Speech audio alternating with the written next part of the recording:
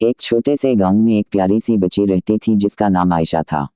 आयशा बहुत शरारती, चंचल और हंसमुख थी, लेकिन जब भी उसकी मुंह से सीने से लगाती वो फौरन चुप हो जाती, जैसे मुंह की गोद ही इसकी दुनिया हो।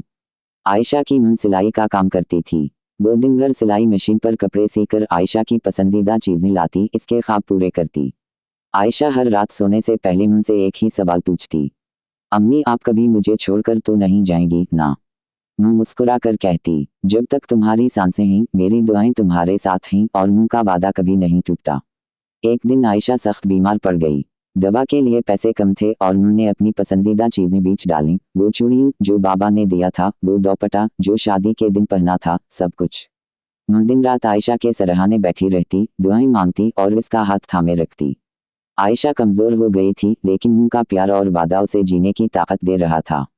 आखिर एक दिन सूरज की पहली किरण के साथ आयशा ने आंखें खोलीं।